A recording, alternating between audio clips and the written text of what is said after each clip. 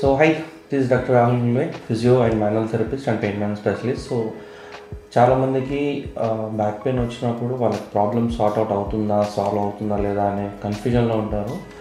And చాలా treatments తీసుకున్న తర్వాత కూడా వాళ్ళ ప్రాబ్లం అనేది సార్ట్ అవుట్ అవ్వదు, పెయిన్ ఇంటెన్సిటీ తగ్గదు.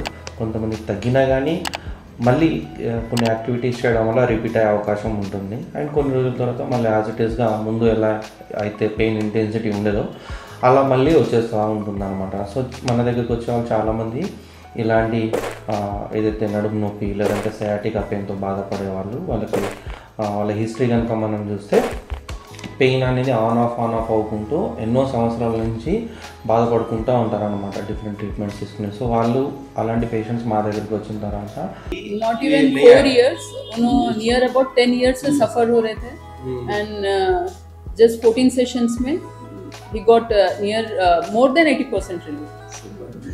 వాళ్ళకు ఉండే ప్రాబ్లంకి ఫుల్ స్టాప్ ఏమైనా దొరుకుతుందా లేదా, అంటే వాళ్ళ జీవిత కాలంలో ఇలాంటి పెయిన్ మళ్ళీ రాకుండా ఉండడానికి ట్రీట్మెంట్ ఉందా లేదా అని మాకు ఫ్రీక్వెంట్గా అడగడం జరుగుతుందన్నమాట. సో దానికి నేను ఇచ్చే సమాధానం ఎస్, డెఫినెట్గా ప్రతి ప్రాబ్లంకి సొల్యూషన్ ఉంటుంది, అది మన అందరికీ తెలుసు. కాకపోతే ఏదైతే ప్రాబ్లం వాళ్ళకి డిస్క్ రిలేటెడ్ ప్రాబ్లం కానివ్వండి, లేదంటే నర్వ్ రూట్ ఇంపీచ్మెంట్ వల్ల వచ్చే నడుము నొప్పి కానివ్వండి, ఏదైనా మెకానికల్ ప్రాబ్లం ఉన్నప్పుడు, స్ట్రక్చర్లో అరుగుదల ఉన్నప్పుడు ఏదైతే వాళ్ళకి పెయిన్ వస్తుందో మనం ఎప్పుడైతే ఆ స్ట్రక్చర్ అలైన్మెంట్ కరెక్ట్ చేస్తామో, దాంతోపాటు ఆ డ్యామేజ్ అయిన స్ట్రక్చర్ని రిపేర్ చేస్తాము, దాంతోపాటు దాన్ని ప్రాపర్గా ఎక్సర్సైజెస్ చేసుకుంటూ ఆ స్ట్రక్చర్ని స్ట్రెంత్ చేసుకుంటాము, దాంతోపాటు మనం తీసుకునే ఫుడ్లో కొన్ని మార్పులు చేసి మన బాడీకి కావాల్సిన హీలింగ్కి ఏదైతే న్యూట్రిషన్స్ హెల్ప్ అవుతాయో దానికి మనం ఎప్పుడైతే ఆ న్యూట్రిషన్స్ని ఇవ్వడం జరుగుతుందో, దాంతోపాటు life style modification, sleep, proper sleep, ఇవన్నీ ఉండడం వల్ల డెఫినెట్గా మనం ఏదైతే ఈ పెయిన్తో బాధపడే వాళ్ళు ఉన్నారో వాళ్ళ ప్రాబ్లంకి చెక్ పెట్టే అవకాశం ఉంటుంది. అండ్ సివియారిటీని బట్టి మనం ఇక్కడ సెషన్స్ ప్లాన్ చేయడం జరుగుతుంది.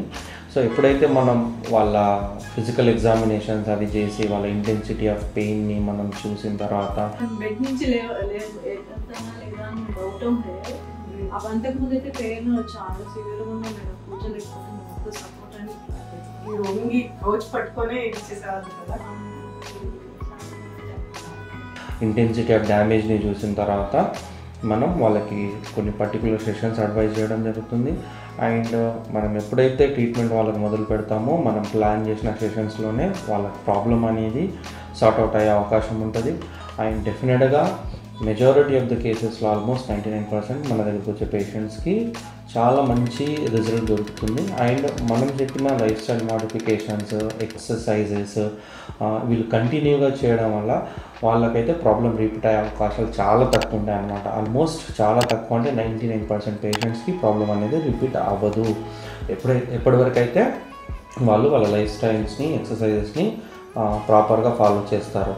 సో మీరు ఇలాగా ఈ నడుము నొప్పితో కనుక బాధపడుతున్నారు, లేదంటే ఈ సయాటికా పెయిన్తో కనుక బాధపడుతున్నారంటే అశోక ఇంటర్నేషనల్ పెయిన్ మేనేజ్మెంట్ సెంటర్కి మీరు రావచ్చు.